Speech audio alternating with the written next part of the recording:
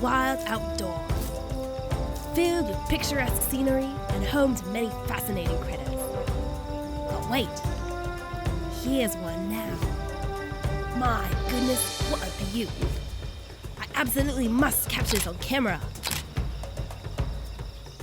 Oh, bollocks. Don't you just hate it when that happens? You found the perfect moment to take the most amazing shot and your SD card runs out of space. Hi everyone, I'm Luna and you're watching QuikTIPS episode 8. Today we're going to be talking about SD cards and how you can find the best one for you. Let's get started!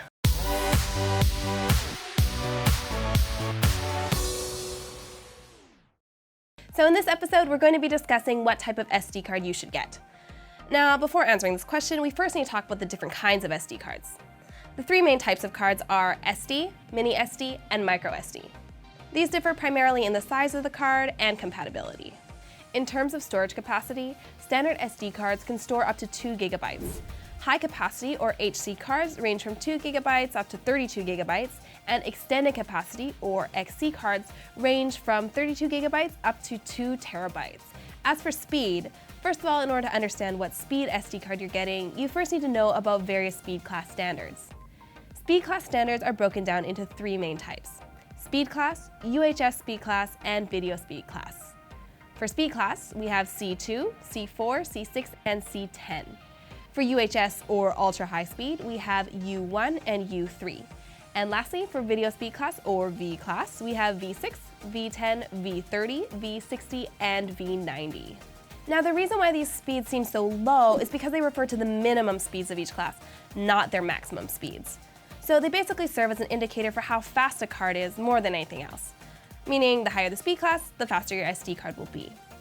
There's also something called application performance class, which sets certain thresholds for random read and write speeds. Figuring out what type of card would go best with your particular device also depends on what you're using your card for. That way, you can determine what speed and capacity you need. For example, if you're using a DSLR camera or smartphone, you'll want to go with at least C10 for the speed class and A1 for the application performance class. Now, if you're a YouTuber or video creator with a pretty good handle on your equipment, you'll want to take it up a notch, or actually several notches, and go with a V30 card. This is perfect for anyone filming with a drone or action camera, since with these, you likely won't always be filming in super high resolution. If you're using even more advanced equipment than that, say you're filming professional level shots in 4K resolution, then you'll definitely want to consider going with a top-of-the-line card, like UHS-2 or V90, since your 4K videos will be significantly larger than lower resolution video files.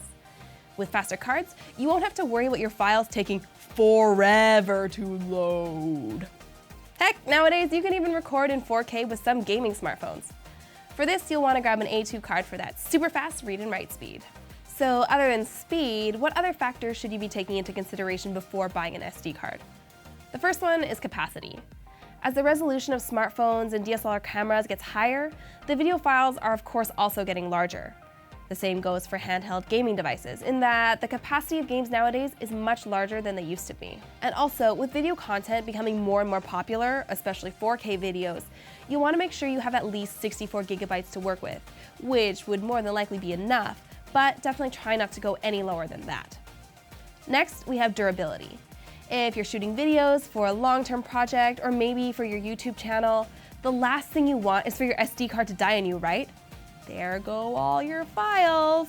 This is why there's something called high-endurance SD cards. This type of card has been tested in harsh and rugged filming conditions, so it's a great option for anyone who's constantly filming outdoors. They can record between 5,000 and 10,000 hours of HD videos without compromising quality, so these are highly durable while offering great performance. Now before we go, that's right, you know what time it is, question time. So if you could film and make a video of anything or any place in the world up close and personal, what would it be? Let us know what your answers would be in the comments below. And that's all for this episode of QuikTIPS. If you like this video, please give us a like and subscribe, and if you have any tech questions, just leave us a comment to let us know.